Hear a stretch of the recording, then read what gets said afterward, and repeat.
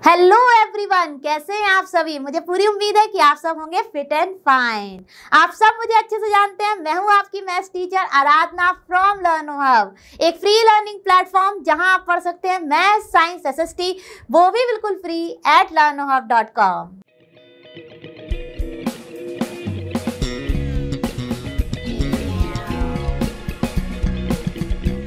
तो बच्चों, आज मैं आपके लिए लेकर आई हूँ एनसीईआरटी सॉल्यूशन फॉर क्लास 7 और आज का हमारा चैप्टर है chapter number 11 perimeter and area.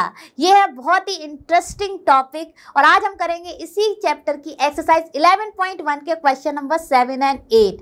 इसी एक्सरसाइज के क्वेश्चन नंबर 1 to 6 हमने फिनिश किए थे प्रीवियस एक्सरसाइज में और फिनिश करेंगे अपनी एक्सरसाइज 11.2 के क्वेश्चन नंबर 1 to 4। तो are you all ready for my class? अगर नहीं है तो फटाफट नोटबुक और पेन लेकर आ जाइए और अगर है तो चलिए मेरे साथ साथ सॉल्व कीजिए।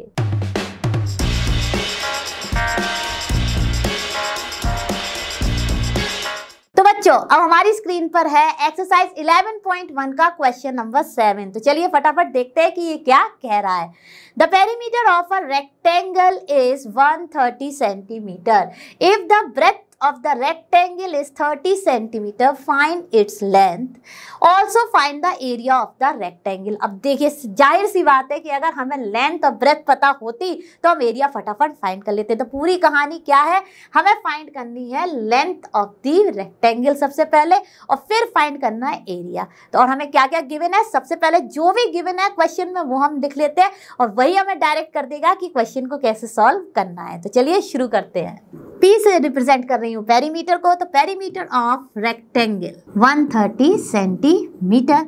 ठीक है, उसके बाद हमें क्या दिया गया है, ब्रेथ। तो ब्रेथ को मैंने रिप्रेजेंट किया है बी से, तो breadth of rectangle is 30 centimetre. ठीक है, अब आपको क्या पता चल सकता है इससे, हमें अपनी फाइंड करनी है लेंथ ऑफ रेक्टेंगल। ठीक है, अब हमें अपने पेरीमीटर का फॉर्मूला मालूम है। पेरीमीटर ऑफ रेक्टेंगल क्या होता है, सही कहा आप लोगों ने, फॉर्मूला होता है पेरीमीटर ऑफ रेक्टेंगल। मैंने शेप बना दी है रेक्टेंगल लिखने की जगह। ठीक है, और इसका फॉर्मूला होता है 2 × लेंथ प्लस ब्रेथ। ठीक है, अब हमें पेरीमीटर पता है तो हमने अपनी वैल्यू रख दी पेरीमीटर की 130 सेंटीमीटर। 2 × लेंथ हमें पता नहीं है, ब्रेथ हमें पता है, तो लेंथ हमने एज इट इज लिख दिया जो लिया था और ब्रेथ हमारा है 30 सेंटीमीटर। ठीक है, कुछ इस तरह से बन गया हमारा क्वेश्चन। अब इसको हम स्टेप बाय स्टेप सॉल्व करेंगे। देखिए, अगर आप लेंथ को यहाँ पे वेरिएबल की तरह कंसीडर कर लें तो ये कहीं ना कहीं हमारी एक लीनियर इक्वेशन सी बन रही है। तो चलिए इसको हमें सॉल्व करना है बाय ट्रांसपोजिशन रूल्स और फाइंड करनी है अपनी लेंथ की वैल्यू। तो देखिए, ये 2 यहाँ पर है मल्टीप्लीकेशन में, अदर साइड में चला जाएगा ये डिवीजन में। तो चलिए फटाफट करते हैं। 130 डिवाइडेड बाई 2 और इनसाइड ब्रैकेट है हमारा लेंथ प्लस ब्रेथ। ठीक है, अब देखिए जैसे इसको डिवाइड किया ये आ गया 65। ठीक है, जब इसको इससे डिवाइड किया तो ये आ गया 65 equals to length plus breadth हमारी कितनी है 30 सेंटीमीटर। ठीक है, यहाँ पर भी रख देते हैं उसकी वैल्यू। अब तो बहुत ही आसान दिख रहा होगा आपको फाइंड करना है लेंथ, तो आप ले जाइए 30 को इस साइड, तो यहाँ पर ये प्लस का है, अदर साइड में चला गया माइनस का, तो लेंथ हो गई हमारी 65 सेंटीमीटर। ठीक है, ये भी सेंटीमीटर में था, 65 सेंटीमीटर माइनस 30 सेंटीमीटर और जब सब्ट्रैक्ट करेंगे तो ये आ जाएगा हमारा 35 सेंटीमीटर। ठीक है, क्लियर होगी। अब लेंथ आ गई, अब हमें लेंथ पता है, ब्रेथ पता है, तो एरिया ऑफ रेक्टेंगल तो हम चुटकियों में फाइंड कर लेते हैं। तो चलिए फाइंड करते हैं। एरिया ऑफ रेक्टेंगल क्या होता है, यस बिल्कुल सही का फॉर्मूला होना चाहिए हमें क्रिस्टल क्लियर, तो वो होता है हमारा लेंथ इनटू ब्रेथ, है ना। अब चलिए सब्स्टिट्यूट कर देते हैं लेंथ की वैल्यू एंड ब्रेथ की वैल्यू। जो हमने लेंथ की वैल्यू हमने अभी फाइंड किया और ब्रेथ की वैल्यू हमें गिवन थी। तो ब्रेथ है हमारी 30 एंड लेंथ है हमारी 35। तो 35 × 30 और यूनिट होती है हमारी सेंटीमीटर इंटू सेंटीमीटर, हो गई सेंटीमीटर स्क्वायर। तो ये हो गया हमारा, तो हमारा एरिया ऑफ रेक्टेंगल आ गया 1050 सेंटीमीटर स्क्वायर। तो कर लिए ना दोनों ही part solve.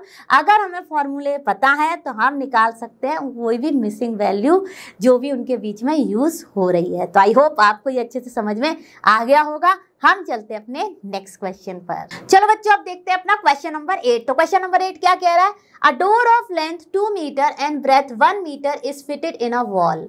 The length of the wall is 4.5 meter and the breadth is 3.6 meter. Figure 11.6 जो कि मैंने आपकी बुक से ही लिया है, ये फिगर है और इसमें जो जो चीज़ें यूज हुई हैं उनके बारे में हमें बताया गया है, ठीक है।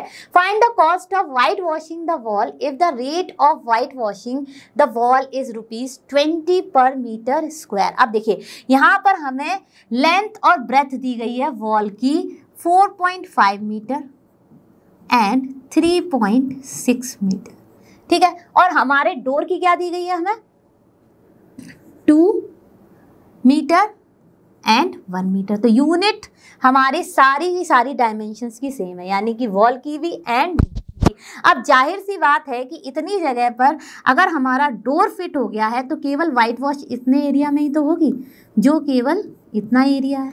यानी कि हमें जब कॉस्ट निकालनी है तो हमें कितना एरिया फाइंड करना होगा, इतना, ठीक है, जितना मैंने ये शेड किया है, ठीक है। अब इतना एरिया का हमें केवल वाइट वॉश करना है, तो इसी की हमें कॉस्ट फाइंड करनी होगी। और ये हम कैसे फाइंड करेंगे, अगर हम फ्रॉम द वॉल एरिया अपना सब्ट्रैक्ट कर दें डोर के एरिया को, तो हमें पता चल जाएगा कि कितना एरिया हमें चाहिए अपना वाइट वॉश करने के लिए, और उसमें हमें कॉस्ट दी गई है पर मीटर स्क्वायर की, उससे हम फाइंड कर लेंगे कि टोटल कॉस्ट कितनी आएगी वाइट वॉश करने की हमारे वॉल को। तो चलिए क्वेश्चन क्लियर हुआ ना, बिल्कुल हो गया होगा। अब इसको स्टेप बाय स्टेप सॉल्व करते हैं, बहुत ही आसान है।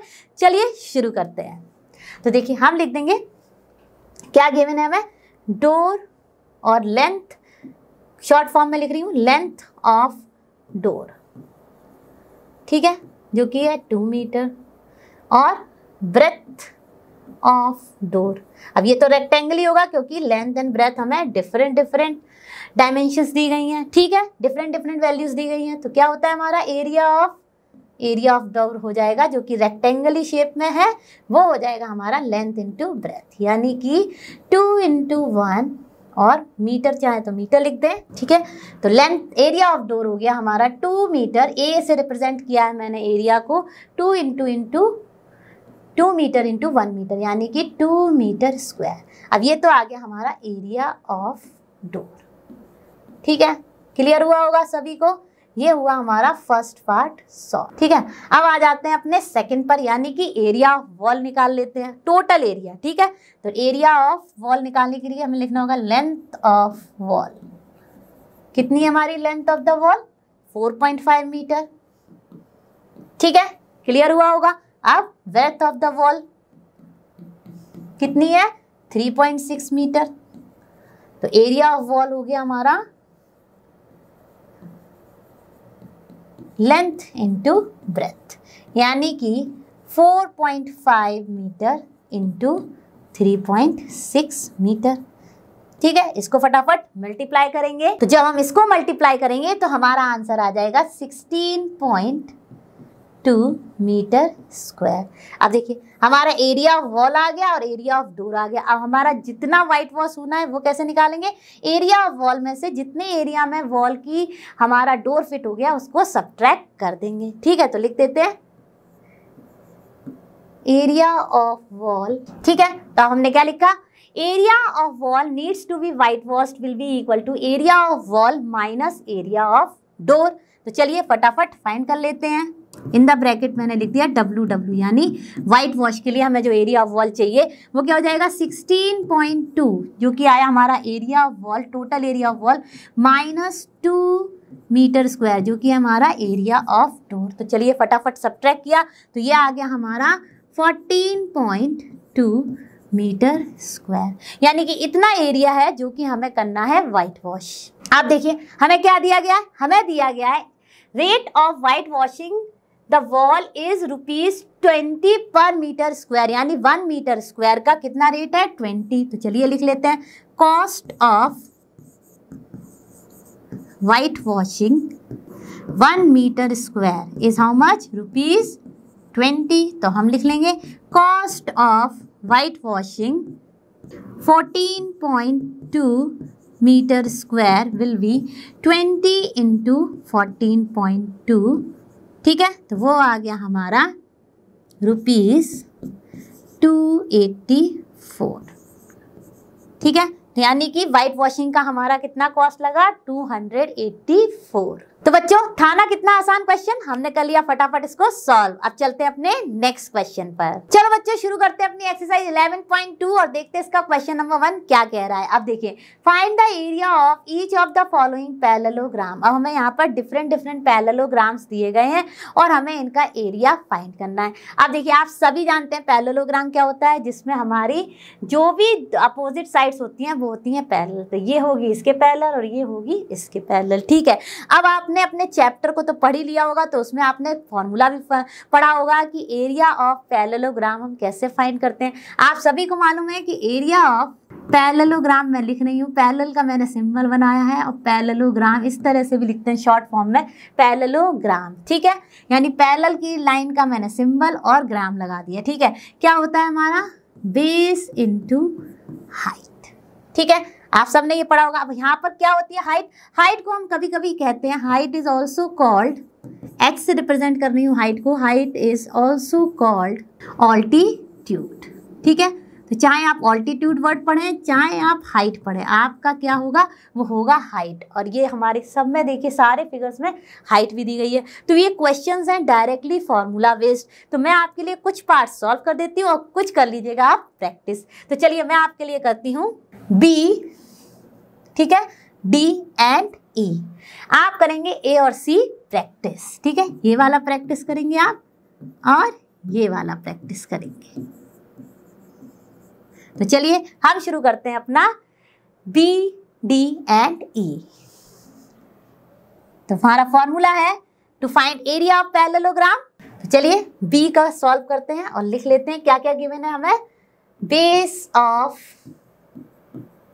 पैरेललोग्राम, ठीक है। सिंबल के फॉर्म में लिखा है मैंने पैरेलल और उसके ऊपर लगा दिया ग्राम, तो ये हो गया पैरेललोग्राम। इसको कहते हैं जस्ट सिंबॉलिक नोटेशन, ठीक है। तो पैरेललोग्राम हमारा बेस का क्या है 5 सेंटीमीटर, ठीक है। और ऑल्टीट्यूड या हाइट लिख सकते हैं, तो हाइट ऑफ एच से रिप्रेजेंट किया मैंने हाइट को, और पैरेललोग्राम इज 3 सेंटीमीटर। तो हमारा एरिया हो गया, area of parallelogram will be base into height. तो देखिए बेस हमारा कितना है 5, बहुत ही आसान है। और हमारी हाइट कैलकुलेशन भी बहुत आसान है। ये हो गया 5 3 15 और यूनिट हो गई centimetre into centimetre, centimetre square. तो था ना बहुत ही आसान, सॉल्व हो गया। अब करते हैं इसका डी पार्ट। तो चलो बच्चों देखते हैं अपना डी पार्ट। तो डी पार्ट में हमें बेस दिया गया है, देखिए यहाँ पर 5 सेंटीमीटर, ठीक है।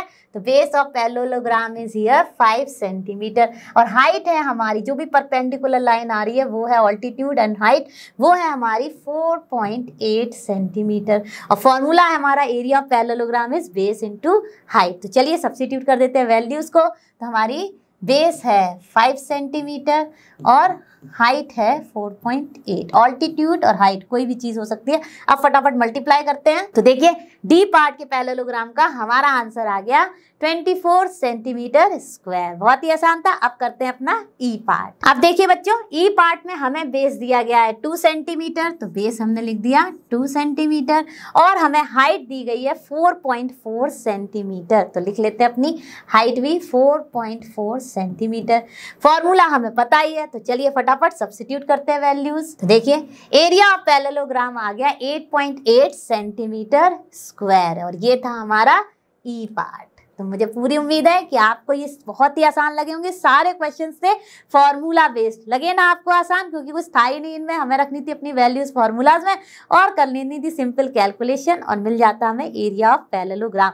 और हाँ, मैंने आपको क्वेश्चन नंबर ए एंड सी दिया है प्रैक्टिस के लिए, इसको करिएगा आप प्रैक्टिस और हम चलते हैं अपने नेक्स्ट क्वेश्चन पर। तो चलो बच्चों देखते हैं अपना क्वेश्चन नंबर 2, जो कि हमें लग रहा है बहुत ही आसान। देखिए यहाँ पर भी हमें इन ट्राइंगल्स का एरिया फाइंड करना है और आप सबने चैप्टर में पढ़ा होगा ट्राइंगल्स के एरिया का formula.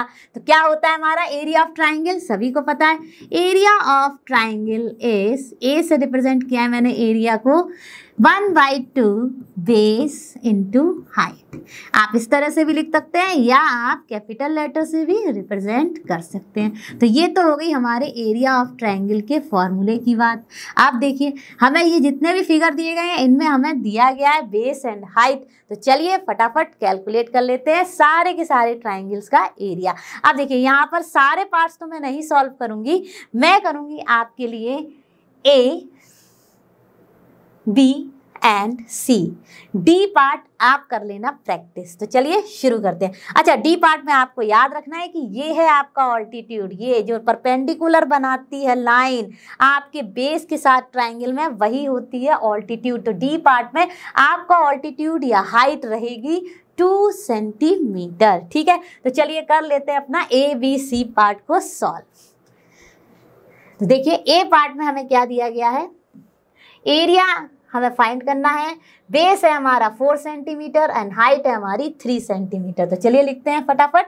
Base of triangle is 4 centimetre and height of triangle is 3 centimetre.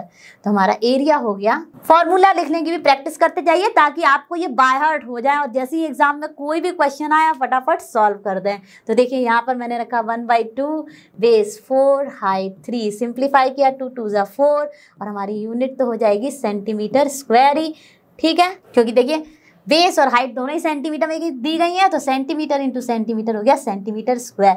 और जो लेफ्ट आउट है उसको मल्टीप्लाई किया तो एरिया आ गया 6 centimetre square for the A part. तो इसका एरिया है 6 सेंटीमीटर स्क्वायर। ठीक है, अब करते हैं अपना बी पार्ट। तो चलिए बच्चों देखते हैं अपने बी पार्ट में। तो बी पार्ट में आप देखिए फटाफट, हमें बेस दिया गया है 5 सेंटीमीटर और ऑल्टीट्यूड यानी हाइट दी गई है 3.2 सेंटीमीटर। सबसे पहले आपको देखना है कि जो आपको डायमेंशंस यानी बेस एंड हाइट दिए गए हैं वो सेम यूनिट में है कि नहीं। तो हमें अभी तक के सारे क्वेश्चंस में मिल रहे हैं सेम यूनिट में। तो चलिए फटाफट लिख लेते हैं। तो हमारा बेस कितना है 5 सेंटीमीटर और हाइट है हमारी 3.2 सेंटीमीटर। फॉर्मूला हमें पता ही है, तो चलिए सब्स्टिट्यूट करते हैं वैल्यूज़ को। 5 सेंटीमीटर इंटू 3.2 सेंटीमीटर। ठीक है, अब इसको आप सिंप्लीफाई कर सकते हैं तो ये क्या आ जाएगा 1.6। ठीक है, 1.6 सेंटीमीटर। और अब क्या बचा हमारे पास, ये बचा 5 सेंटीमीटर इंटू 1.6 सेंटीमीटर जो कि आ गया हमारा 8.0 सेंटीमीटर स्क्वायर। यानी कि हमारे बी पार्ट का हो गया एरिया 8.0 सेंटीमीटर स्क्वायर। क्लियर हो गया होगा। अब करते हैं अपना इसका सी पार्ट। तो देखिए सी में हमें क्या क्या दिया गया है, फटाफट अपना फिगर को रेफर करते हैं। हमें हाइट दी गई है, देखिए हमेशा याद रखिए वो लाइन जो बेस पर होती है हमारी परपेंडिकुलर यानी बनाती है 90 डिग्री, वही होती है हमारी ऑल्टीट्यूड यानी कि हाइट। अब देखिए यहाँ पे बेस दिया गया है 3 सेंटीमीटर, तो ठीक है, और हमारी हाइट दी गई है 4 सेंटीमीटर और कैलकुलेशन भी है इसकी सुपर डुपर ईजी। तो चलिए फटाफट रख देते हैं बिना टाइम वेस्ट किए। ठीक है, ये भी हमने फटाफट सॉल्व किया। 1/2 से हमारा कैंसिल हुआ 4, तो 2 2 ज़ा 4 और क्या लेफ्ट आउट था 3 2 ज़ा 6 और एरिया आ गया हमारा 6 सेंटीमीटर स्क्वायर। यानी कि इसका एरिया सी पार्ट का आया हमारा area equal to 6 centimetre square. और आप कर लीजिएगा डी पार्ट को प्रैक्टिस और हम चलते हैं अपने नेक्स्ट क्वेश्चन पर। अब बच्चों हमारी स्क्रीन पर है क्वेश्चन नंबर 3। तो क्वेश्चन नंबर 3 में हमें दी गई है एक टेबल और हमें दिया गया है एरिया ऑफ द पैरेललोग्राम। तो इससे हमें क्लियर हो गया है कि ये सारे क्वेश्चन जो हैं वो बेस्ड ऑन है पैरेललोग्राम के एरिया के फॉर्मूले पर। ठीक है, अब देखिए यहाँ पर हमें एरिया सारे केसेस में दिया गया है और कुछ केसेस में हमें बेस दिया गया है, कुछ केसेस में हाइट। तो हमें जो नहीं दिया गया है वो हमें फाइंड करना है। तो बहुत ही आसान है, हम अपने फॉर्मूले को यूज़ करेंगे और फटाफट फाइंड कर लेंगे। अब मैं इसमें भी सारे पार्ट नहीं करूँगी, मैं आपके लिए करूँगी A part, C part and D part. आप करेंगे बी पार्ट प्रैक्टिस। ठीक है, तो चलिए शुरू करते हैं फटाफट अपना ए पार्ट। तो ए पार्ट में देखिए हमें क्या दिया गया है। सबसे पहले हम लिख लेते हैं जो हमें गिवन है। तो देखिए क्या दिया गया है, गिवन है हमें एरिया ऑफ पैरेललोग्राम। ठीक है, इसको मैं सिंबल से रिप्रेजेंट कर रही हूँ, पैरेलल लाइन का सिंबल और उस पर लगा दिया ऊपर लाइक सुपर पोजिशन करके मैंने लगा दिया ग्राम। ठीक है, अब देखिए, तो देखिए एरिया ऑफ पैरेललोग्राम होता है हमारा 246 सेंटीमीटर स्क्वायर। यहाँ पर गिवन है हमें 246 सेंटीमीटर स्क्वायर और एरिया ऑफ पैरेललोग्राम हमारा होता है बेस इनटू हाइट। ये आपको क्लियर होना चाहिए फॉर्मूला। अगर फॉर्मूला क्लियर नहीं है तो आपका क्वेश्चन से आप फॉर्मूला लगा देंगे रॉन्ग और हो जाएगा आपका आंसर भी रॉन्ग। अब देखिए हमें यहाँ पे क्या दिया गया है, बेस, तो लिख लेते हैं बेस ऑफ पैरेललोग्राम कितना है हमारा 20 सेंटीमीटर। हमें क्या फाइंड करना है, हाइट। तो हाइट ऑफ पैरेललोग्राम हमें फाइंड करनी है। ठीक है, यहाँ पर मैंने इसको लगा दिया सुपर स्क्रिप्ट में ग्राम को पैरेलल के साइन के साथ, तो ये लिखता है पैरेललोग्राम। हाइट ऑफ पैरेललोग्राम हमें फाइंड करनी है। अब देखिए हमें पता है एरिया ऑफ पैरेललोग्राम क्या होता है, बेस इंटू हाइट। ठीक है, अब हमें एरिया दिया है 246 सेंटीमीटर स्क्वायर, बेस हमें दिया है 20 सेंटीमीटर और हाइट हमें फाइंड करनी है। अब देखिए इसी से फॉर्मूले से आ जाएगा, अगर हम इसको इस साइड ले जाएं तो देखिए क्या हो जाएगा, हाइट आ जाएगी हमारी एरिया डिवाइडेड बाय बेस। तो एक तरीके से आप या तो ये फॉर्मूला याद कर लें कि जब हमारा एरिया और बेस दिया गया है to find height of parallelogram होता है हमारा formula area divided by base. ठीक है, in the case of parallelogram तो वही यहाँ पे हो रहा है। ठीक है, तो वही कर देंगे हम यहाँ पे फटाफट। तो क्या हो जाएगा हमारा, height equals to 246 centimetre square divided by 20 centimetre. तो देखिए सेंटीमीटर से स्क्वायर कैंसिल हो गया, केवल बचा सेंटीमीटर। अब इसको कैंसिल करेंगे तो क्या आ जाएगा हमारा, तो देखिए हमारा हाइट आ गई 12.3 सेंटीमीटर। जब हमने इसको सिंप्लीफाई किया तो आ गया ना फटाफट हमारा हाइट। बहुत ही आसान था। अब करते हैं इसका सी पार्ट। तो देखिए बच्चों सी पार्ट में हमें दिया गया है हाइट। ठीक है, हाइट दी गई है और हमें दिया गया है अपना एरिया और हमें फाइंड करना है अपना बेस। तो चलिए शुरू करते हैं। तो एरिया ऑफ पैरेललोग्राम है हमारा 48.72 सेंटीमीटर स्क्वायर। ठीक है, उसके बाद हमारी हाइट दी गई है 8.4 सेंटीमीटर और हमें बेस को फाइंड करना है। तो देखिए फॉर्मूला हमें पता ही है, तो चलिए सब्स्टिट्यूट करते हैं वैल्यूज को। 48.72 centimetre square equals to base हमें फाइंड करना है और हाइट हमारी है 8.4 सेंटीमीटर। ठीक है, सब्स्टिट्यूट कर देते हैं वैल्यूज। अब देखिए आप या तो इस तरह से डायरेक्ट फॉर्मूला भी याद कर सकते हैं कि जब हमें एरिया और बेस गिवन जब एरिया और हाइट गिवन है तो to find base of the parallelogram formula होता है एरिया अपॉन हाइट। ठीक है, अब वही देखिए यहाँ पर आ रहा है। ठीक है, देखिए बेस को फाइंड करना है तो एरिया को हम डिवाइड कर रहे हैं हाइट से। तो देखिए इसको ले जाएंगे इस साइड ट्रांसपोजिशन रूल से तो डिवीजन हो जाएगा। बेस हो गया हमारा 48.2 centimetre square divided by height यानी 8.4 सेंटीमीटर और जब इसको डिवाइड करेंगे तो वैल्यू आएगी, और बच्चों जब हम इसको सॉल्व करेंगे तो वैल्यू आएगी हमारी 5.8 सेंटीमीटर जो कि है हमारा बेस ऑफ द पैरेललोग्राम। ठीक है, तो यहाँ पर लिख देते हैं, यहाँ पर कितना आया हमारा बेस 5.8 सेंटीमीटर। क्लियर हुआ, बिल्कुल क्लियर हुआ होगा। बहुत ही आसान है, सारे डायरेक्ट फॉर्मूला बेस्ड क्वेश्चंस है। अब चलते हैं अपने डी पार्ट पर।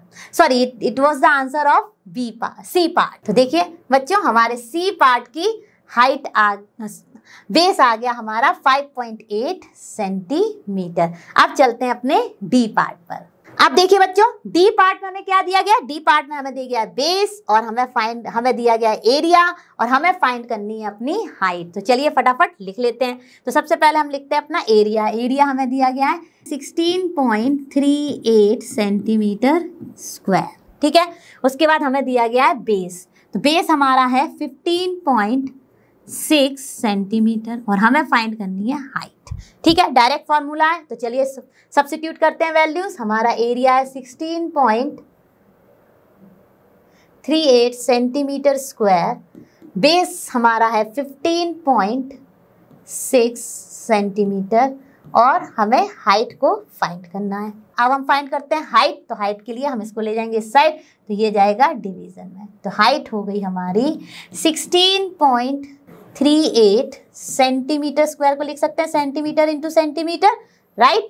और हमारा डिवाइड हो जाएगा अपने बेस से यानी 15.6 सेंटीमीटर से। और जब हम इसको सॉल्व करेंगे तो आंसर आएगा 1.05 सेंटीमीटर। ठीक है, तो देखिए हमारी इससे आ गई हाइट 1.05 सेंटीमीटर। तो इसका आंसर हो गया 1.05 सेंटीमीटर। क्लियर हो गए होंगे सारे के सारे पार्ट। बी पार्ट आप करना प्रैक्टिस और हम चलते हैं अपने नेक्स्ट क्वेश्चन पर। चलो बच्चों, हमारी स्क्रीन पर है क्वेश्चन नंबर 4, तो इसे फटाफट सॉल्व करते हैं। अब यहाँ पर भी हमें दी गई है एक टेबल जिसमें दिया गया एरिया ऑफ ट्राइंगल, यानी ये क्लियर होता है कि हमें यहाँ पर एरिया दिए गए हैं तो कहीं ना कहीं हमें यूज करना है अपना एरिया ऑफ ट्राइंगल का फॉर्मूला। अब देखिए, जब आप टेबल को देखते हैं तो कहीं पर बेस दिया गया, हाइट नहीं दी गई है, कहीं पर हाइट दी गई है और बेस नहीं दिया गया है। तो हमें बस अपने फॉर्मूले से सॉल्व करना है और फाइंड करना है अपने जो भी चीजें गिवन है उसके बेसिस पर अननोन चीज। तो ठीक है, सबको मालूम है कि एरिया ऑफ ट्राइंगल क्या होता है हमारा।